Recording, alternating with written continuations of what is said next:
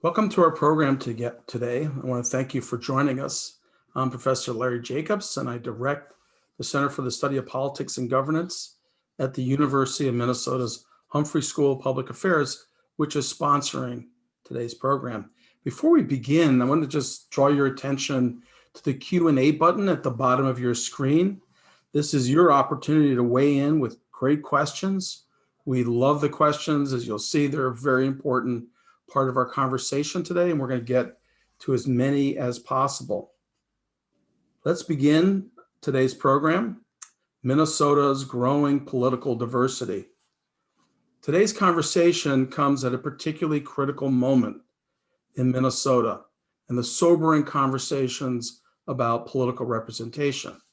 Minnesota's state government lacks racial diversity.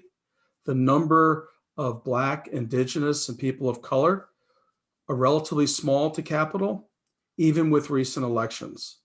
A bright spot, though, and a possible path into the future is increasing diversity out in our cities with our mayors and members of city council. I'm delighted to welcome you to this important conversation. I want to introduce today's panel. Our moderator, Ricardo Lopez, is a senior political reporter for the Minnesota Reformer.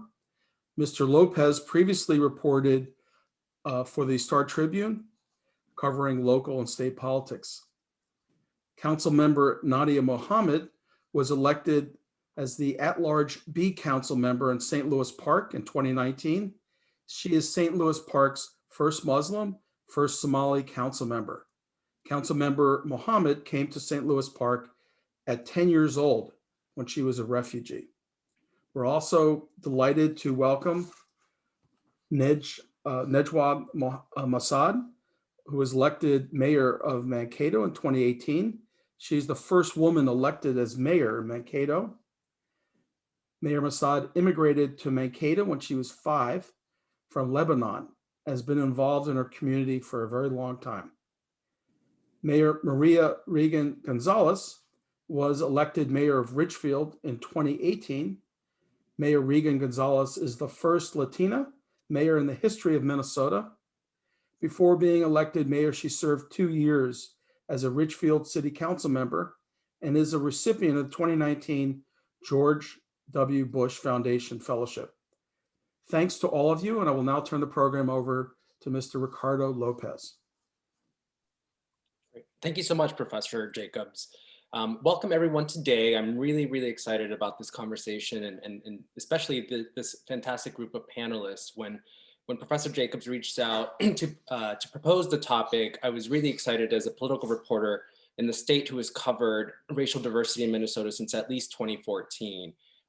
As Professor Jacobs had mentioned, a lot of state government is still largely white, and the representation of people of color has lagged. But when I first started tracking this, I believe the legislature was around 94% white, which is pretty remarkable in a state that has more diversity than that. But as he mentioned, a lot of, at the local level, we're seeing a lot of changes happening. We're seeing rural communities diversify greatly, and we're starting to see some of that representation catch up. So thank you and welcome to our panelists today. I'm really excited. I just wanted to start, with kind of an introductory question here for the three of you. And maybe if we start with Councilmember Mohamed, but tell me, why did you decide to run? That's a really good question. Thank you, Mr. Ricardo. So I came to America at the age of 10 to a very suburban city. And I think for the most part, St. Louis Park has always been socially segregated. You know what neighborhood you're in the minute you walk into the neighborhood. And it was really hard to get out of your bubble, both on if you are a person of color, if you are a non-person of color. And so growing up, there was that disconnect to, well, my community and my second home, or what would be my second home. And after graduating high school, I realized that the only way to kind of feel connection is to get more involved in the community. I started doing a lot more community engagement and having conversations with my neighbors for the first time ever. My Jewish neighbors, my Christian neighbors, a lot outside of maybe like I'm Somali American. So like I would talk to other BIPOC communities and like the white people that are living in the community and things like that, because we were getting a lot more diverse. And in those conversations, I realized that the disconnect that I was feeling was across the board. And more so even people are like, what are like our city staff even do, or our city officials, who are our city officials and things like that. And so in like inviting them to come out to these events and meeting these people or like these elected officials, I've realized like I'm building a community, and that is what was really important to me. That's what I was missing when I was growing up. And I got an opportunity from one of the council members who asked me to run. Now, at the time I was like 22, still haven't finished college. And I kid you not, I just looked at him like, are you crazy? I'm like, don't you like need like a college degree for that? Like, don't I need to be like established? And my idea, and I don't know if my colleagues or the mayors that we have here can maybe speak to it too, but like when you look at an elected official, it don't look like you. It doesn't, like the elected officials don't look like us.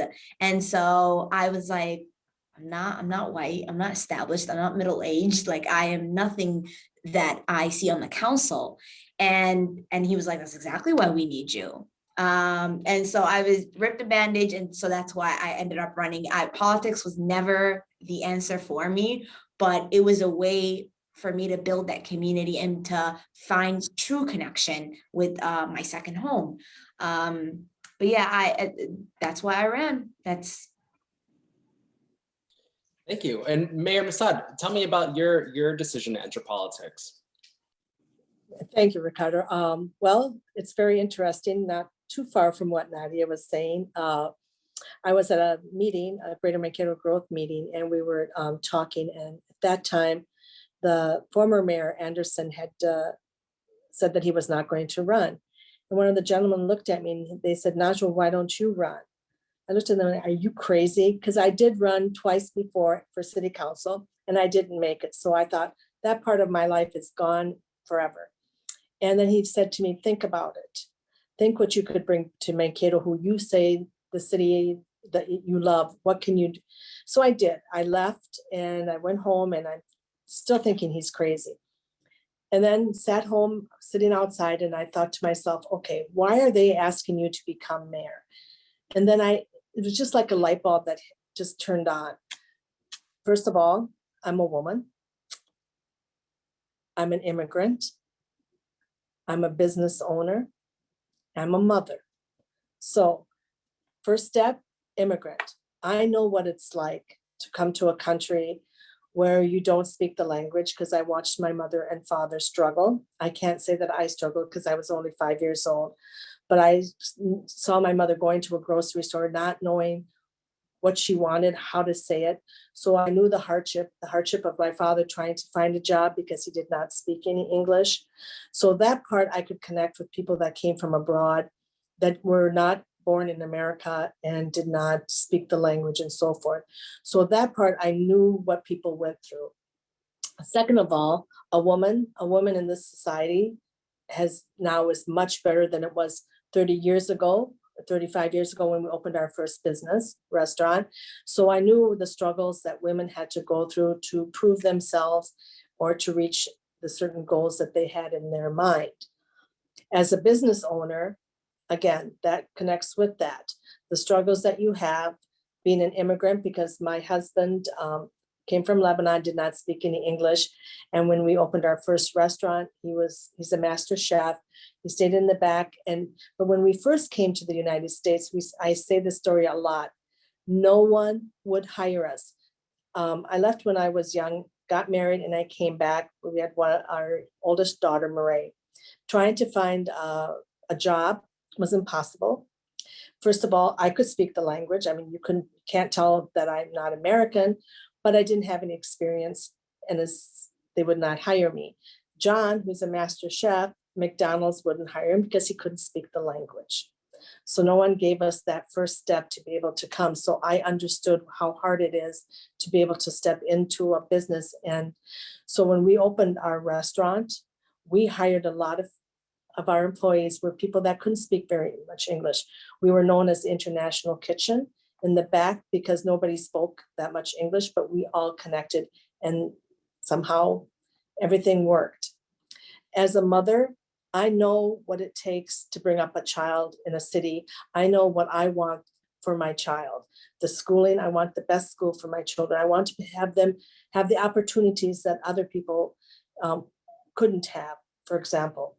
So it's really interesting how when I sat back and I saw all the things, because they always say, you really don't know what people are going through unless you go through it yourself. And I think that's the biggest thing.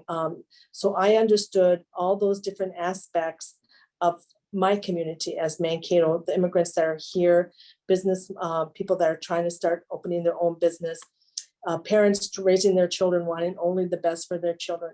So I thought, yes, I can do this. I want to do this. I want to give back to the community that made the Massad family who they are today. So that's why I wanted to be able to fight for the little things in life that at the end are very big. So being able to relate to everybody's, I can't say everybody, but to be able to relate to a lot of things. Yes, my daughter is married to a Nigerian. So again, I know what that aspect is because I hear it from different areas, how difficult it is to be minority in the towns, in the state, and basically in the United States. So at the times I was going through them, they were tough, but now I know why God had put me through those so that I could represent the citizens of Mankato. That's a great story. Thank you so much, Mayor Massad.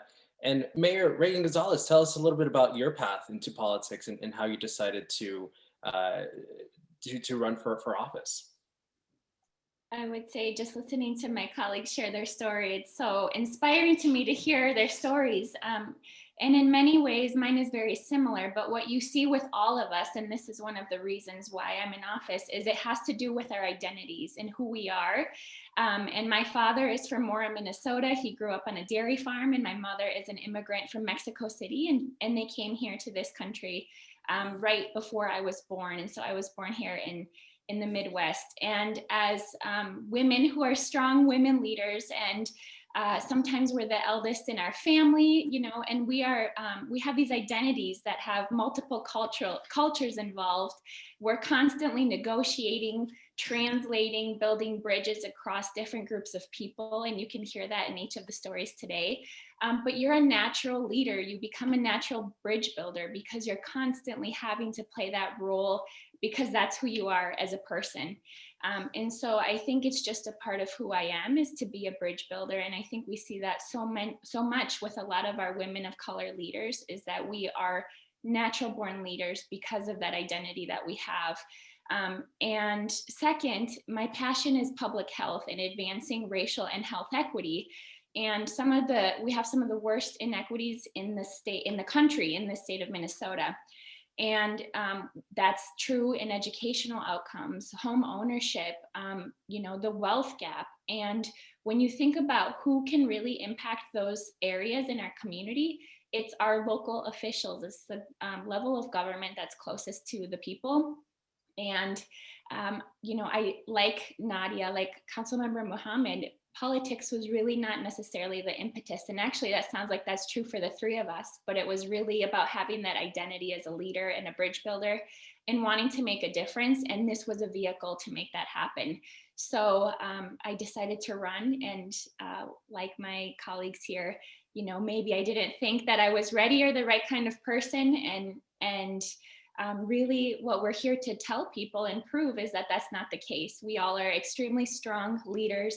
And this is exactly the type of leadership that we need at the local level, is folks who are business owners, folks who are immigrants, folks who are the bridge builders. And so those are all the reasons that I ran.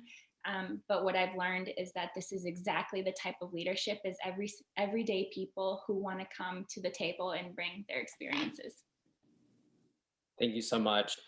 My next question is kind of inspired by this idea of, we talk about this growing racial diversity in the state. And I think what's missing sometimes from that conversation is the knowledge that immigrant communities, refugee communities, people of color have been here for generations. And I think that that's reflected in our political structure, right? You're seeing that once communities, grow older, you're seeing people choose to run, choose to be more civically active. So I just want to take a step back and talk a little bit, if you can share about what it's like in Mankato, in Richfield, in St. Louis Park, paint us a picture about what that has looked like in your time in your cities. I mean, how have your communities changed over time? And is your election to office just kind of a natural reflection of that? So just let us know, how your communities have changed over time. If you want to start, Mayor Massad. Very interesting question, Ricardo. I've got to really think about that one. In Mankato, when we're talking, I'm going to talk a little bit about the Lebanese part of it. Lebanese was a big part of Mankato at that time. We're talking in the 1950s and so forth. Things have changed in a way that I've got to know how to put this correctly, where people have realized that different cultures that have come, whether they're the Lebanese, whether they're the Somalians, whether they're from Germany or wherever they are, that culture, it's changed and it's made people more aware of the outside world in the way that I want to put it. And I always say it's something, I always do things with food. When you first bring something new to someone, the Mediterranean cuisine, I'm going to use that for example, people shy away from it. It's just like when our cultures, when someone from outside comes in, people don't know how to react to it. They don't know how to interact, I should say. And it's the, I don't want to say spoonful, but here in Mankato, we've grown in the knowledge of diversity, in the knowledge of how to incorporate people. We have a long ways to go, don't get me wrong, but I believe we're moving in the right step. When we want to talk 20 years ago, diversity was probably, oh yeah, maybe yes. Now it's so much real. In our city hall, we have an area called REAL. And what REAL is, it's race, equity, and leadership. And that's just among the staff of our city government here, where our employees work, which was not like that 20 years ago. They did not have that the equity part. You came, you were cliquey. The Lebanese were the Lebanese, the Somalians were the Somalians, the Germans were the Germans, like in New Ulm and so forth, and but we've grown so much. To me, I'm proud of what we're doing, baby steps, because if you take giant steps, you're going to miss something along the way. You have to take those baby steps to get people knowledgeable of how to do things, how to react to people. We all come from different cultures. But the main thing is that we sit down and we try to bring everybody together. You have to bring people together as a community. You cannot bring them together separately because it will never come together as a whole. So to me, the cultures have changed, but it's the knowledge that we're bringing our citizens. It's the interaction that we are having together as a community, whether it's with Mayo Clinic Health System that wants to help do something. And Dr. Davenport from the University of Minnesota Mankato was talking with our city manager, Susan Arntz, on how we are going to get together with Blue Earth County, City of Mankato, Mayo Clinic, the university together to educate people. That is our strongest thing, is education. If we don't educate people and bring them in together, we're not going to get any further. So our role, and which we have come a long way, is the education of telling people how we should interact with each other, that we're all the same. whether the color of our skin, the country that we come from, we all make as a whole. And that's what we have to understand. Thank you. I just want to remind folks before I jump here to Councilmember Mohamed to talk about how St. Louis Park has changed in her time there. But I just want to remind people, if you have any questions that you want to ask of our panelists today, make sure you go to the Q&A and type in your question there. I'm going to try to get to them here in the next 10 minutes. But just, wanted to, again, sort of, Councilmember Mohamed, if you could briefly tell us about how St. Louis Park has changed as a Minneapolis suburb in your time, racially, and then we'll go to Mayor Regan Gonzalez to talk about Richfield. Yeah, so I think St. Louis Park, particularly in the last 15 years, has seen a growth of BIPOC communities. I think for the longest time, suburbs have been very much gate-kept. And has only been for the privileged, maybe middle to upper class white families, and we see this with the rise of the suburbs in the 50s and the 60s and things like that. And so I think from the time that I came to St. Louis Park, I have definitely seen a lot more people of color. Like, for example, like when I first went to the elementary school in St. Louis Park, there's probably like 2 other kids of color. By the time that I was wrapping up high school, there was a lot more kids of color going to the district and the school district and things like that. And so that's kind of like, and now when we're doing events, when we are, whatever that the city is doing, we're always, I do apologize, I'm in my day job. I don't know if you guys can hear the children in the back.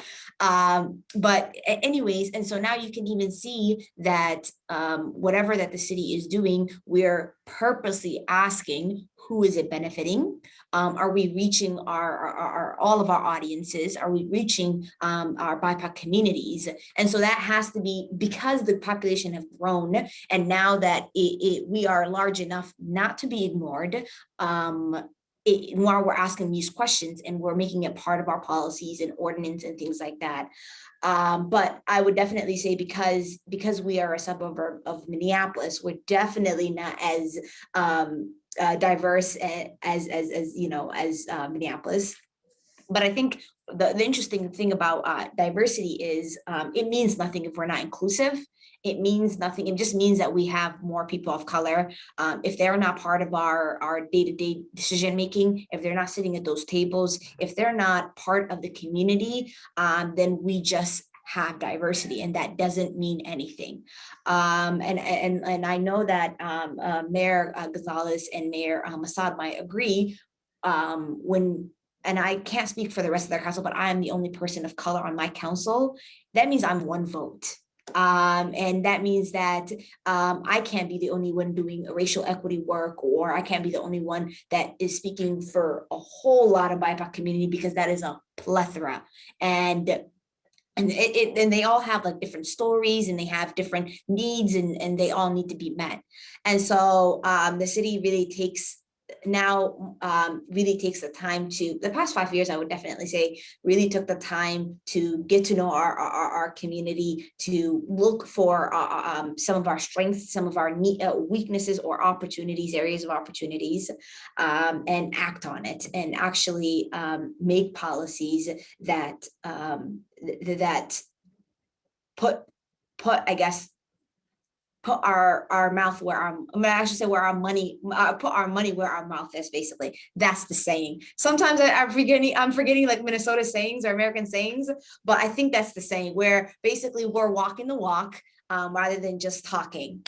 So that I'm really happy about. I think that's the dynamic that I've seen in St. Louis Park, and I think that's why I even got the opportunity to run and to have that opportunity to represent BIPOC communities at that seat. But again, like, I'm only one voice, so every opportunity I get, I ask people to run. Just run. Worst thing that they can say is no, and then you come back next year. But no is the worst thing they can say, and that's that. Yeah. Mayor Regan Gonzalez, has it been similar in Richfield? I feel like Richfield is another sort of suburb of the Twin Cities, but what has been Richfield's story as it relates to the growing racial diversity?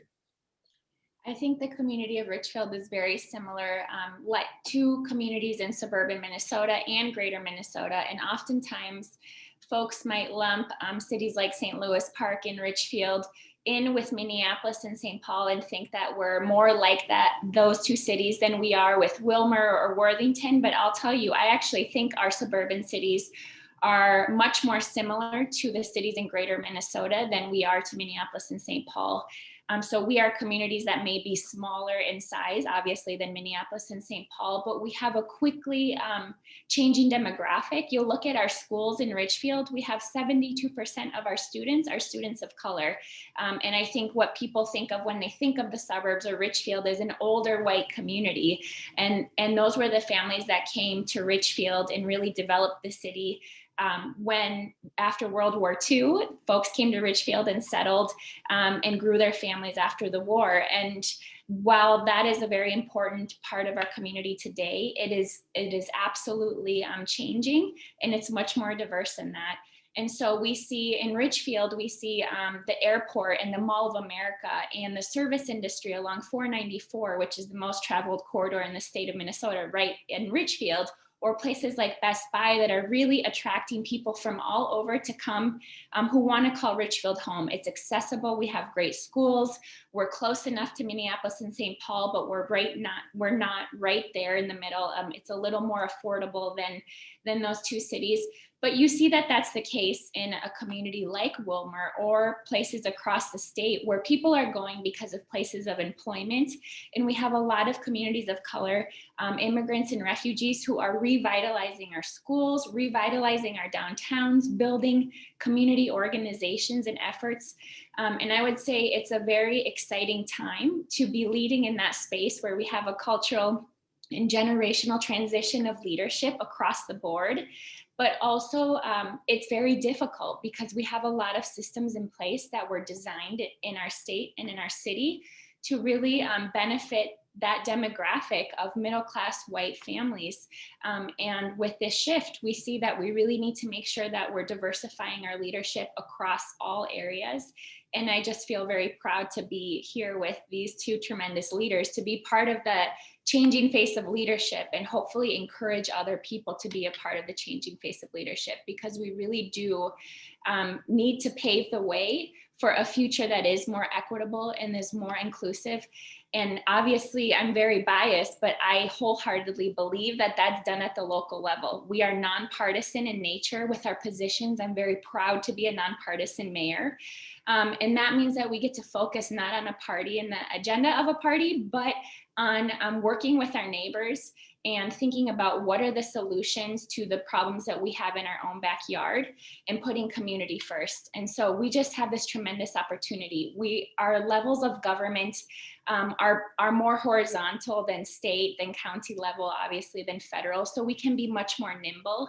And we really can come together and work on these innovative solutions that bring the best of all of our communities and cultures and say, what does the Richfield of today in the next 50 years look like? And we get to be a part of that. So I would just say we're all on the front end in greater Minnesota and in suburban Minnesota of showing what innovative leadership and collaborative leadership can look like. And that's exactly what we need, I would say, in our whole nation.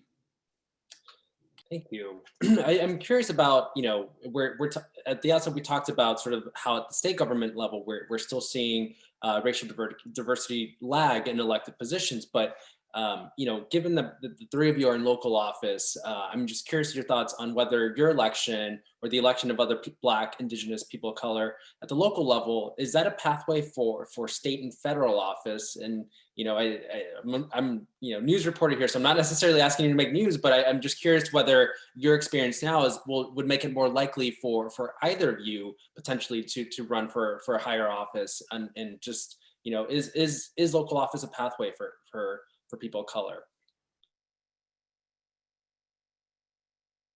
If we could start with Councilmember Mohamed. So I think one thing I've learned in my time is that name recognition is everything. People will probably hear your name every 4 years and they'll be like, that sounds like a familiar name. I think I'm going to vote for that. So when it is typically a lot easier to get reelected or elected to a higher office when you've already served an office basically. And that's why there's a lot more older middle class white elected officials time and time again who are serving for 20 plus years for a seat or even go higher and things like that. So I think I am not to say that I will be running in the future, anything like that, but I think if I were to run, because I have that name recognition or that because I've already served in office, it would be a lot easier and a lot more people recognize me. But that would, which is hard now, because now that whole name recognition is very much gatekeeping, very much experience, and you need to build, you have to have 5 years plus 25 years of community experience for you to run for office, which is honestly a really good way if to keep people out of running for office and things like that. And even when I was thinking about running for office, I remember one of our former council members, somebody asked if I'm running for office, what do I need to do? And she said, well, you need to be you need to be in the community, you have to be living there for 25 years, you have to be doing this and that and blah, blah, blah, and then you can start running for office. And now if you are a person who never ran for office and you're like, I have really amazing ideas on how I can affect change statewide, that might be a lot harder because people are like, who are you? What's happening? Versus somebody who has served for office for 5 years, haven't really done much, and they'd be like, you know what? I'll run for office, and they get in for you. Hope I'm making sense on this, but like that's one of the many ways. It's a double-edged sword, kind of, right? Like for us, since we're already been elected, it might be easier for us to get elected. But other BIPOC communities, because they don't have this experience or this name recognition, it might be that much harder. So experience, name recognition, Mhm. Massad, any thoughts on those? Or do you think that there are other benefits to having served in local office that could be a springboard? Of course, always we've run before and been elected, it is going to be much easier to move forward.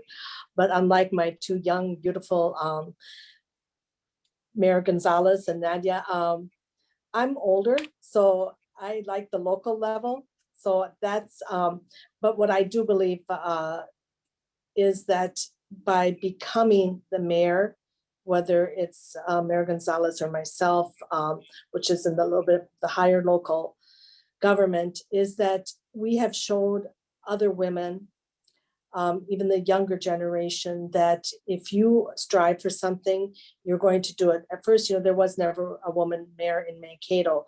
So that's a stepping stone. It's a stepping stone for the younger generation. My employees are all high school kids, and it shows them that if you put a dream in front of you, you can actually achieve it. So I think for us being the first women mayor, or I can't say council member, because we actually in Mankato, we outrank the men. I believe there's only 3 men to 4 women in our council and as the mayor. So, but what I'm just trying to say is that we broke that barrier, as they say, to let others, make it easier for them to even think about running. Because you always think, oh, a woman will never make it. Well, guess what? A woman made it. You know what? You're next. You are going to be better than I am, because you're going to learn the things that I did not do correctly or should have done better. And so I think that is very, very important for our younger generation, or anyone that wishes, whether they're 20, whether they're 17, or whether they're 60 and want to run for office, that it can be done. There are no more limitations in this world. We have broken those limitations. We have moved forward. And moving on to higher government, if that's what my calling is, then yes, I would do it. But I'm going to leave that for other younger people to move forward and move up. Thank you, Mayor Massad. Mayor Regan Gonzalez. I agree with Mayor Massad. You know, I love being mayor. I love the local level. And I will say I love it because it is nonpartisan. And I feel like that is the last bastion of real democracy left in some ways, where our school boards and our local elected offices that are nonpartisan really get to focus on community first versus, again, an agenda of a party. And that's what I am very passionate about. So I absolutely love the local level. I also think you can make the most amount of change in your own community at the local level. So I just love being a leader locally. And I will say, you know, this can be a stepping stone, but there's so many leaders that have gone straight into county office, straight into state government, and different elected positions. And I think that we're kind of we're in a period now, as Mayor Massad said, that if you want to achieve it, you can do it. And I really credit a lot of our grandmothers and the women of color who came before us, who did not have the luxury to lead us themselves, who had to blend in with other white women, who were the only women amongst all white men in office. Like my mentor, Edwina Garcia, she was the first woman of color to be elected into state office in Minnesota during a time where there was barely any women, period.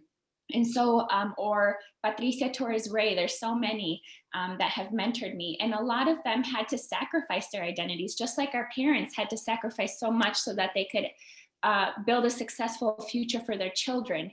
And I credit the women who have come before us, who have led, who unfortunately did have to sacrifice, so that the three of us could be here today and other electeds of color could be here today and not have to sacrifice who we are in order to lead. And that gives us the privilege and the ability and the responsibility to lead authentically with who we are. And so I guess I would just say, I don't feel like there are barriers for someone. I don't think there's like a process where you have to start at the school board or a commission, then go to mayor, then go to the state, because there's examples all over that people are just running and they are winning at unprecedented numbers in the state of Minnesota, but also nationwide. And I think a lot of that has to do with our ability to be good community organizers. We are connected with our communities. We want to see each other succeed. We're sick and tired of politicians that are kind of like talking heads and very much about a political agenda. We want to see our everyday neighbors who are leaders step up to the call. And that is what is inspiring people from all backgrounds. And I think there's a lot of support for organizations. There's groups like Women Winning. There's all kinds of organizations out there that can support you. I will say the barrier is, Councilmember Mohamed said she's at her full-time job. I have a full-time job as well in public health. I was in school getting my master's degree while I was in office, while I had a full-time job.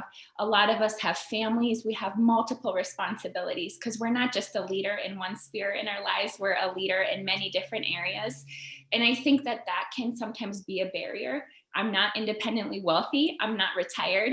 It would be great if I could just be in office, but really what we do is completely a public service. And that means that depending on your situation, those barriers of having to balance paying the bills, raising your family, going to school, those for me are the barriers that are the biggest barriers. But having that support, that community, and that ability to say, I have something to contribute and I'm ready to run for office, in my opinion, I feel like we're in such a great time for folks, but it's these other barriers that I really do see that some of our peers who are much more privileged do not have in front of them than we do have. So I am just really excited. And I will say, there's so many electeds of color in Minnesota that are interested, ready, and willing to support one another. And we have created networks, but also to support young, inspiring new leaders as well. So don't ever hesitate to reach out to us. We wouldn't be where we are today if it wasn't for the support of our communities and others. And you don't have to be from the political system. I never volunteered for a candidate. I donated and I voted before I ran for office. And people said, are you kidding? There's somebody that's next in line, that came through the traditional route, paid their dues. And you're just going to have to wait. I don't know that you have what it takes And we're here to tell people that's just absolutely not true. And you can see it in the numbers. People from all different backgrounds are running for office, they're winning, and they're really making transformational change. You. I am curious, as we've, over the past year, we've, had this crash course on, race in Minnesota, and, we've talked a lot over the years about the racial disparities here in the state. But I'm curious at the local level, what are some of the most effective ways that as local leaders you can make a difference in addressing some of these racial disparities? I mean, I think, when a lot of people think about politics, they're usually following, sort of the national politics, which tend to be more exciting, more, attract more of the headlines. But I think people forget that a lot of decisions that affect people's quality of life from day to day are made at city councils, at the county level and things like that. So what are some of the biggest ways you think you as a local leader can make an impact on some of these racial disparities that we see here in Minnesota?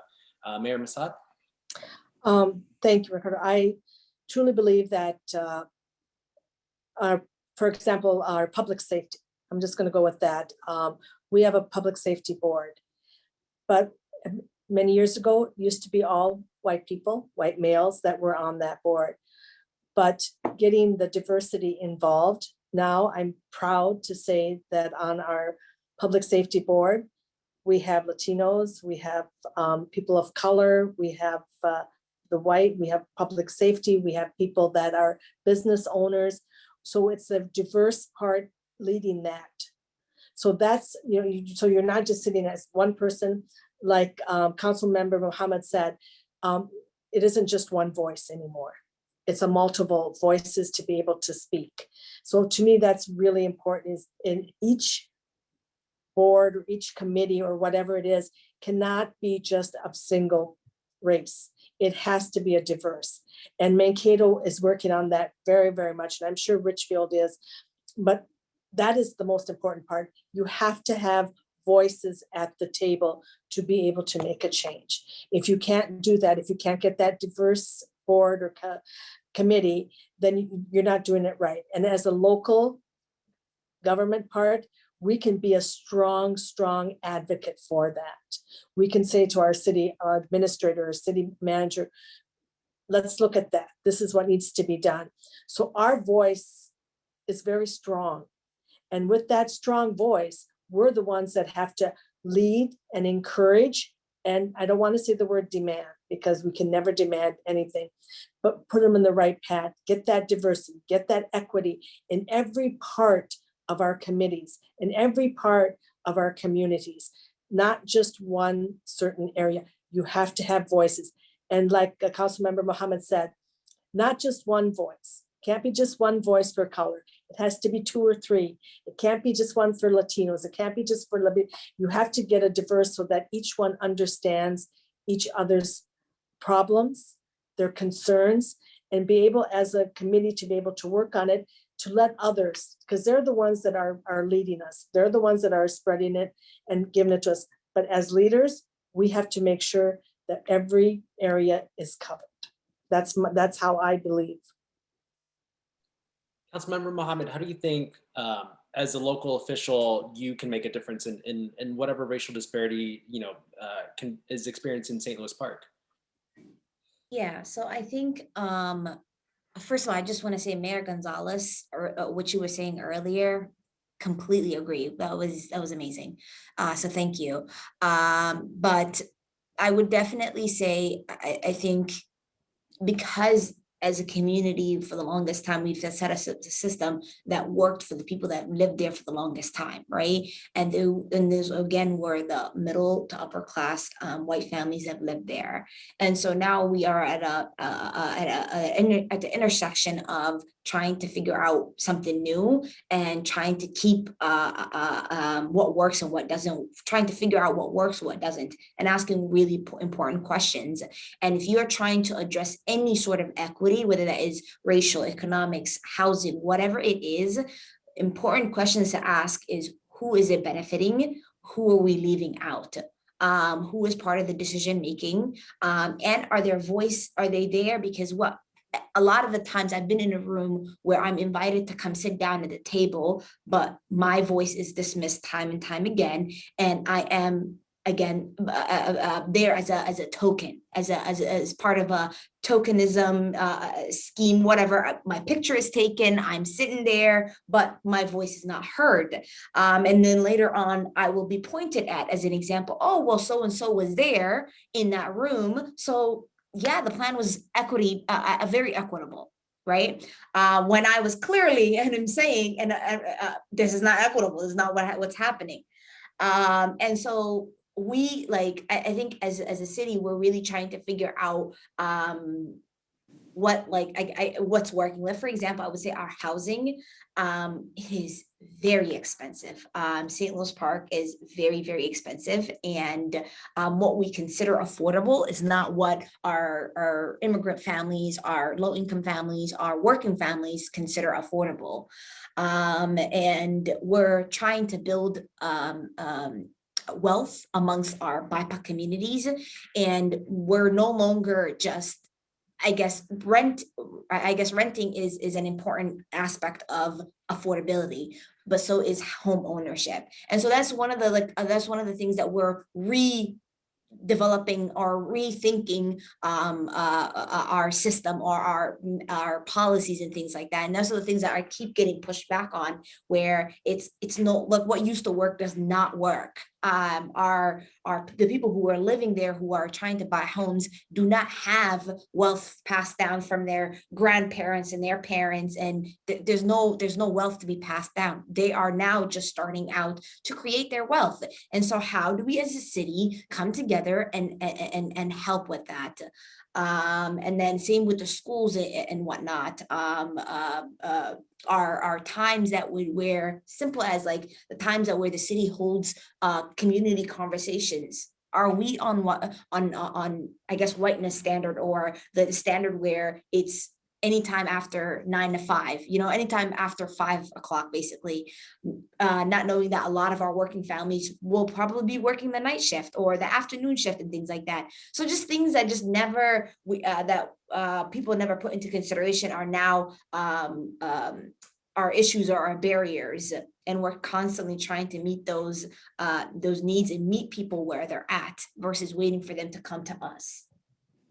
So it sounds like representation on some of the local boards, as well as rethinking policies and practices in the past. Mayor Regan Gonzalez, what would you add? I mean, I know that you have a public health background, so I'm curious if that's an area in which, earlier you were speaking about some of the mobile vaccination clinics that Richfield is running, but I'm curious if you can speak a little bit about the public health piece of this.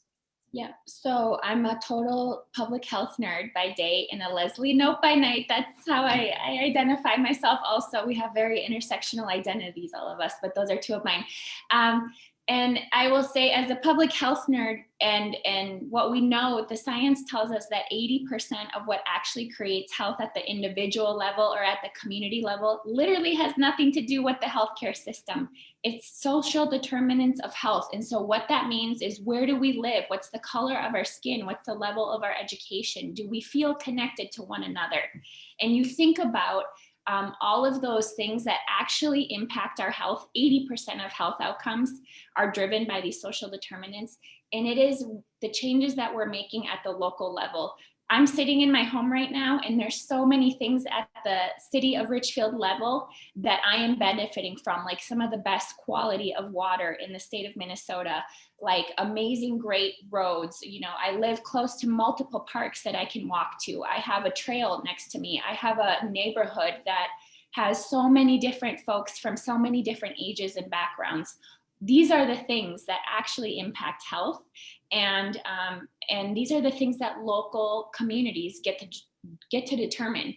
And what I like to say oftentimes is that mayors should be, and I would say should because we unfortunately don't know this, but mayors are the #1 public health official in our nation. We are building the environments for a healthy community. Unfortunately, I don't know that a lot of local elected officials see that connection between health and the work that we do. But obviously with COVID, we have seen for over the past year, who has been responsible when our federal government has not shown up for our communities. There's been so many inequities in what's happened with COVID, and it's been local level cities, communities, schools, local public health departments that have really been leading the way. And I'll say in Minnesota, but in this country, we have ridden the coattails of the civil rights movements of generations ago, and we have taken that for granted. And what we're seeing today is that if we don't continue to invest in our civil rights movements, we get to the place that we are today. And that is some of the worst racial inequities across the board that we've ever had in this nation. And the home of that being here in Minnesota. And what we're seeing is that local cities are on the front lines of being the leaders, local communities, working with our neighbors to address these inequities and to advance civil rights. So I wholeheartedly believe that cities, local governments, and neighbors are on the front end of the civil rights movement today. And what that takes is building the infrastructure of our residents to just step into their power. What does that look like? What do you care about? What are you passionate about?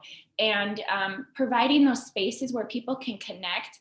And through that are going to come innovative solutions. So one example in Richfield, and there's many in our communities, but is providing spaces in supporting our community members with disabilities. We saw that was a gap, and I paired up with a local community activist, and we said, let's start creating spaces for our community members with disabilities to continue leading and inform public policy. Now, today, we have one of the most proactive inclusionary housing policies as it relates to accessible housing for folks with disabilities. And that came from the community. That didn't come from me. That came from community members most impacted. So I think doing what we can to catalyze and inspire that power and that leadership in everyday people, and making sure that they're plugged in whatever way they can or want to be in their own backyards is going to be, what we need to inspire change for the future. That's really great. Thank you so much, Mayor Regan Gonzalez. In our last few minutes here, I just wanted to, I know we talked about this last week a little bit as we were preparing for today, but I wanted to talk a little bit about sort of the challenges, the obstacles you still might face, because I think we talked a little bit about, there's a strong growing infrastructure for people of color and women who are wanting to run for political office. But I wondered if you could touch a little bit on the challenges that remain. What is some of the pushback that you continue facing as elected officials of color? I'm just curious if you had any thoughts on that, Mayor Massad. I guess maybe I'm a very loud voice. Challenges, I speak my mind, Ricardo, so I'm going to be really honest here. I have not had any obstacles that if I've requested something or asked something or been on a committee with, again, affordable housing and so forth. I'm proud to say that our planning and zoning here work along with me and I work along with them. We work to build on that, the affordable housing, because I understand what affordable housing is for people that are coming from other countries or people that cannot afford to be able to live in a decent, we don't want people homeless. So I lived in affordable housing when we first came from Lebanon, after I was married. And if it wasn't for the affordable housing, we would have never survived. I don't know what we would have done. It would have been very difficult. So the challenges, I speak loud, I speak clear, and I've been blessed. Have I gotten everything I wanted? No, but I have compromised and they have compromised. And then when I say they, it means the city and the state and so forth. So I have to say I'm very lucky. Working for here in Mankato for the citizens, whether diversity or whatever, we've got our diversity council. And I don't know, Mayor Rodriguez, if Bukata Hayes, I don't know if you've met him. I know Blue Cross Blue Shield took him away from us, but and was working also like with Bukata and so forth. So the obstacles, I have not really faced any huge obstacles that I could not compromise with. So being honest here. Mayor Regan Gonzalez, what has been your experience? I think I've had a lot of obstacles, and I will say that those obstacles have never deterred me to lead. If they did, I would not be where I am today. And so I think there's several things I've had, as Councilmember Mohamed has said, that sometimes folks will try to tokenize you or may not listen. That's something that when I was first running for office and a new council member was something that I experienced. I think you're an authority figure in the role as mayor. You're not you're in a different space than a council member. And oftentimes people expect you to lead a certain way. And I'm a very collaborative, supportive leader, empathetic. That's the way I lead. And I think people want me to be more of this alpha male kind of traditional, I'm going to tell you what to do, or I'm going to tell you what I think. And I believe that the wisdom is in our community. And I think that that can be difficult for people to wrap their heads around. But again, I don't see that as my issue. I believe that that's an issue that they may have to reconcile for themselves. I'm trying to think of what else. I talked about the barriers around just having to balance all the different responsibilities that I have. You also have a lot of responsibility to your own community, to the Latino community, to so many communities, in addition to where other leaders might not have that responsibility. Councilmember Mohamed and I have talked about the Obama effect, where when people of color get elected, people are like, yay, racism is gone. We're so happy. And then they realize that, oh my gosh, just because Maria's in office, just because the three of us are in office, inequities persist, because these are things that have been designed over generations, and one person coming into office is not going to fix it. And especially, I would say, from our progressive folks that are very well-intentioned and well-meaning, oftentimes they are not aware of kind of these dynamics, and they end up perpetuating inequities or making things so much harder for us in the name of equity. That's really not always appreciated and can be a big barrier to us trying to lead. So you're trying to really overcome barriers that are put by you on the folks that are more in the status quo space, that really don't want change to happen. And obviously we represent and we lead for change. And then you have folks that you're also trying to overcome barriers with, who are really progressive and wanting to make change, but they really are unaware of their own privilege, and they're trying to make this change in the name of other communities, and unfortunately end up perpetuating inequities. And I will just say the state of Minnesota is a perfect example of that. We are a proud, progressive, Democrat-focused blue state, and we have the worst racial inequities in the nation. So that's something that we need to reconcile. That being said, being bicultural and being from the Midwest, these are all things and barriers that I've grown up with as a kid that to me are just things that I know how to navigate. And my passion is actually to support young women of color to learn, like, when you're tokenized, here's what it looks like, here's what it feels like, and here's how you can address it and take your own power back and lead. When you're dismissed, here's what you can do to overcome that. Here's how you can leverage your cultural assets and your identity to lead collaboratively. So it actually is a space that I'm passionate about supporting others in. But we have had to develop a toolbox to overcome those type of things. But in today's world, we're able to continue to lead and be effective in spite of that. Yeah. Well said. Councilmember Mohamed, in our last, I know we're down here to our last minute, but anything you want to add to that in about 30 seconds? Yes, first of all, ladies and gentlemen, that's why they are mayors, because wow, that was amazing. Mayor Gonzalez just took all the words out of my mouth, honestly. But I think just to add just a little bit to it, yeah, like all those barriers in the progressives on one end, meaning well, but leading us or kind of going the other direction in the name of equity, and people who are trying to keep the status quo. But I think I would definitely say we've learned how to go through those barriers, and especially, like, I would say, like, I am the youngest elected official in my city, and a lot of those times we have this and somebody on the comments I was reading mentioned diversity in economic in status, class status, in age and things like that. And I think one of my barriers that I personally experienced is because I grew up poor, and we lived in affordable housing, and my young age, I find myself in these rooms where people are speaking from a place of privilege, and I cannot for the life of me not necessarily understand, but I cannot come to terms and try to like, I guess try to like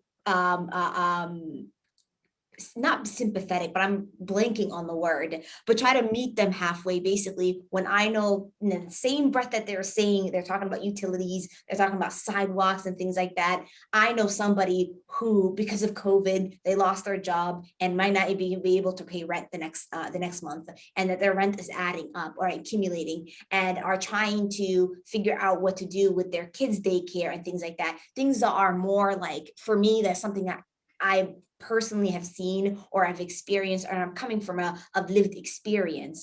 And so, yes, and because I serve a very, wealthy city and whatnot, I find that a barrier for me, and it's taken me a really long time to get to that. But I'm gonna just wrap up with this. Everything the mayor said, Mayor Massad and Mayor Gonzalez, is true to the point, and you figure out ways to deal with the barriers, and you learn to do better. Thank you so much, Councilmember Mohamed. And we're running up on time here, but I just want to thank our panelists. Thank you so much for all your great insights. And again, thank you everyone who attended and submitted questions. I tried to get to as many of them as I could. So I'll now hand it back to Professor Larry Jacobs to close us up. Thank you. This has been absolutely a terrific panel. I want to thank our skilled moderator, Ricardo. Lopez, you did a great job.